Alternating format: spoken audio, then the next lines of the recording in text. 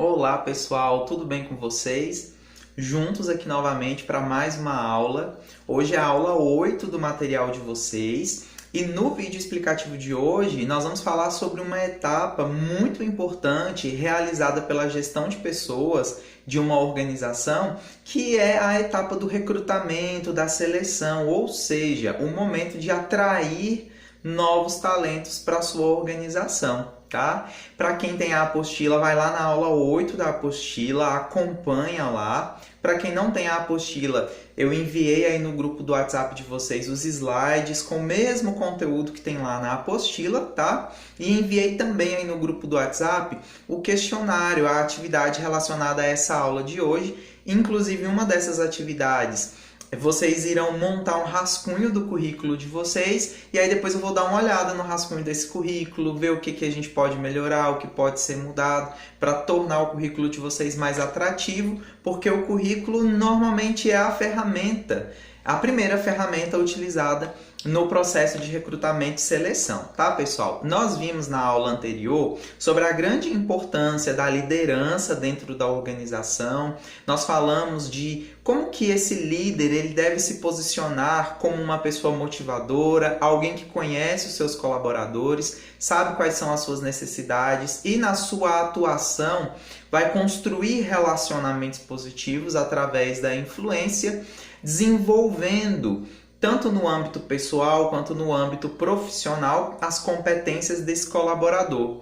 E isso é realizado de uma maneira estratégica. A gestão de pessoas hoje dentro da administração de uma empresa, ela é vista como uma função estratégica. Eu preciso dos melhores colaboradores somando forças dentro da minha equipe. Inclusive, nós vimos na aula anterior que hoje o que eu espero do meu recurso humano não é uma pessoa que trabalha simplesmente em troca do seu salário ou recebendo ordens. Pelo contrário, eu preciso de uma pessoa que tenha um comportamento intraempreendedor, né? Que esteja disposto, então, a colaborar com todo o seu potencial, com os seus talentos, esteja disposto a desenvolver novos talentos. Então, é uma soma. De um lado, eu tenho esse posicionamento do líder, do gestor dentro da organização, que busca esse tipo de colaborador e que busca o desenvolvimento do colaborador. E do outro lado, então, eu vou ter esse profissional que está disposto a se desenvolver, a aprender cada vez mais, tá?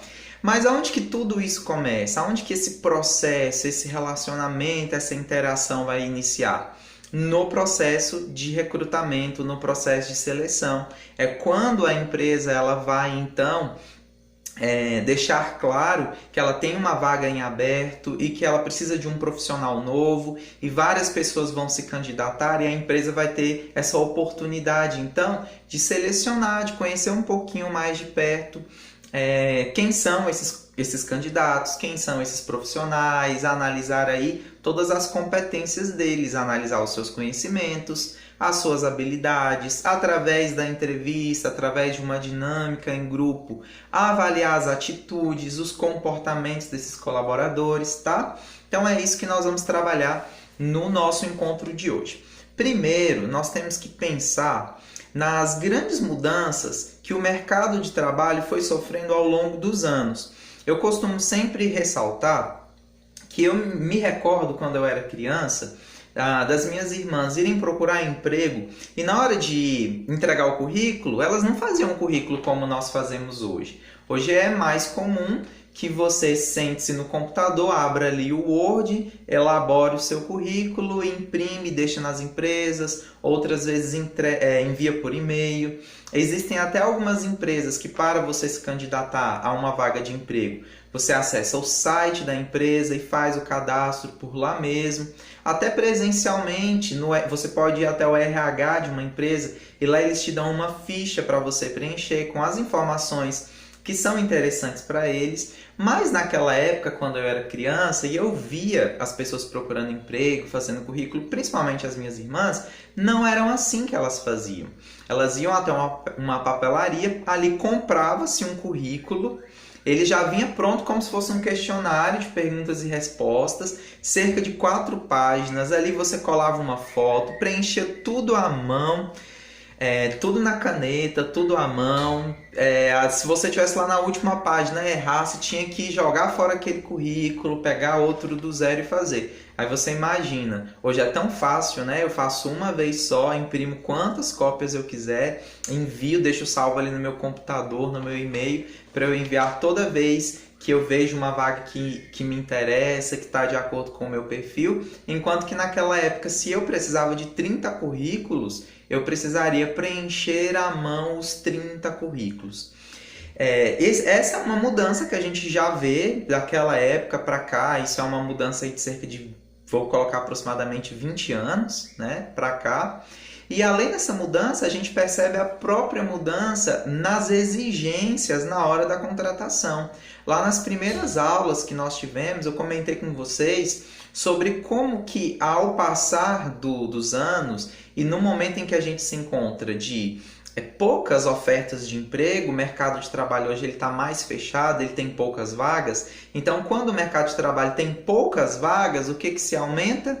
A exigência na hora da contratação. E quando o mercado de trabalho tem muitas vagas em aberto, aí diminui-se a exigência. Então hoje a gente se encontra num momento em que as exigências são cada vez maiores. Eu usei com vocês alguns exemplos de cargos e de funções que até algum tempo atrás exigia-se ensino médio e hoje, para o mesmo cargo, a mesma faixa salarial, mas já se exige um ensino superior, se exige um curso profissionalizante específico, né, daquela área.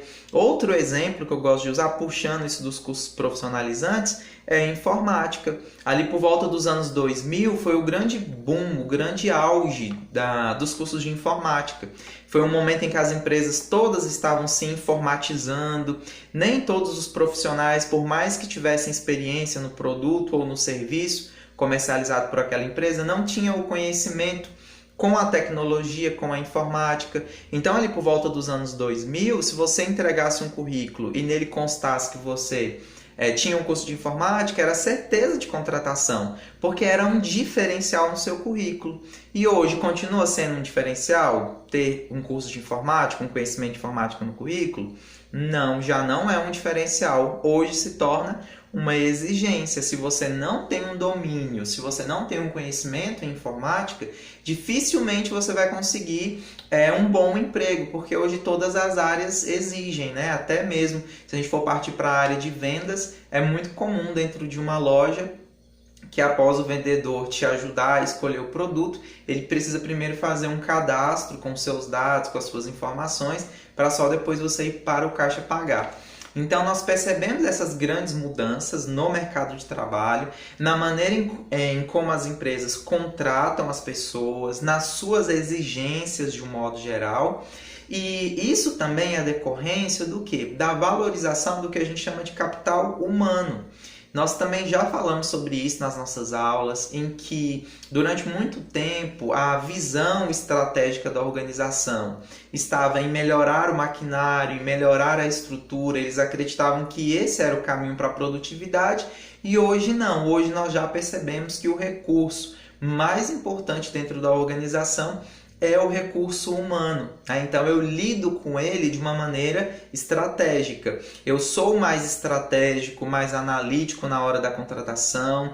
Eu avalio não só experiências, não só conhecimentos, mas eu avalio na hora da contratação também muito do comportamento, levo em consideração a personalidade desse colaborador que eu vou contratar, desse candidato.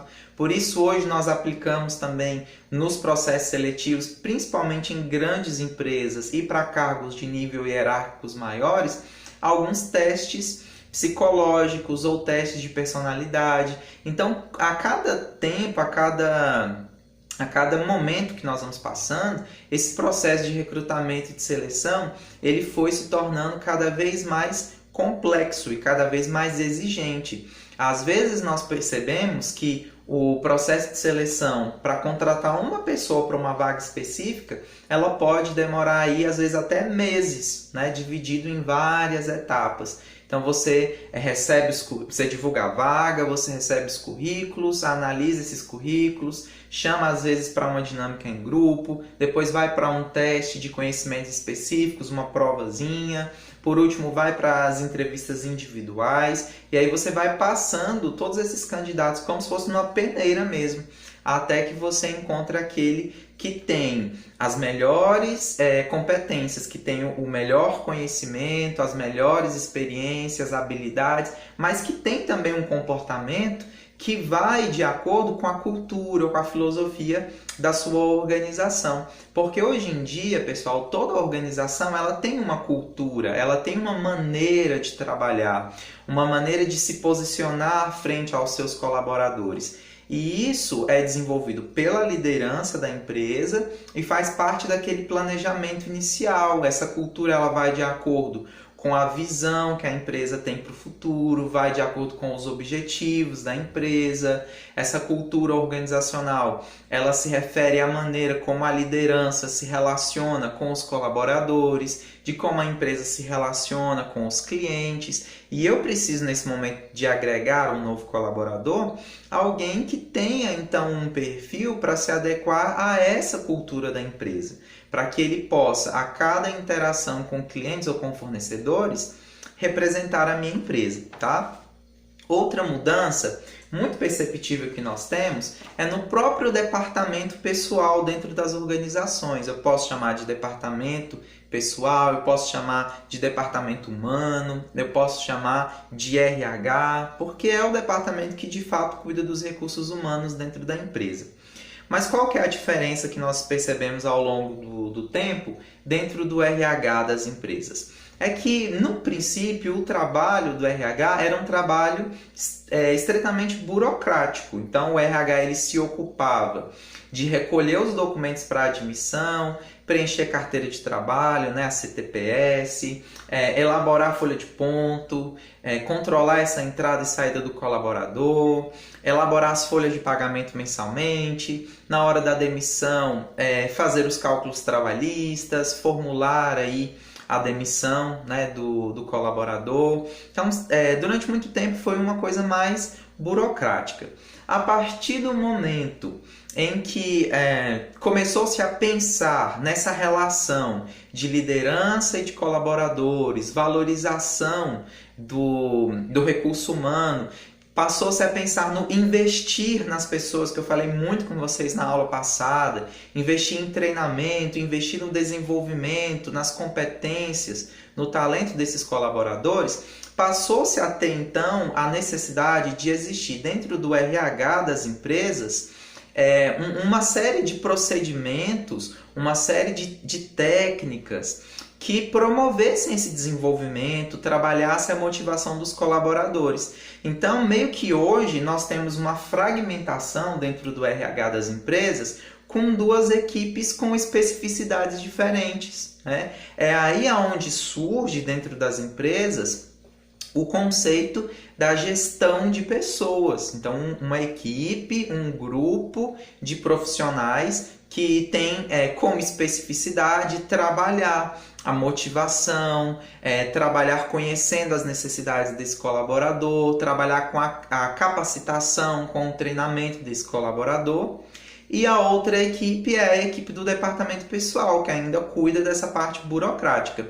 Aqui no curso nós trabalhamos com as duas vias. Nós trabalhamos tanto a parte de gestão de pessoas, que foi o que nós iniciamos na semana passada, falando da liderança, e nós trabalhamos também a parte do departamento pessoal. Já nas próximas aulas nós vamos trabalhar com os documentos para admissão, vamos aprender a preencher carteira de trabalho, depois vamos para cálculos trabalhistas, folha de pagamento, né, o famoso contra-cheque.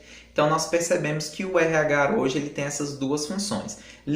Ambos estão lidando com os recursos humanos, mas enquanto o departamento pessoal está cuidando das vias burocráticas, fazendo valer a CLT, que é a consolidação das leis trabalhistas, que é a lei maior que rege essa relação empregado e empregador, porque é assim que está na CLT, empregado e empregador, que se refere a gestão e colaboradores, né? Liderança e colaboradores dentro da organização.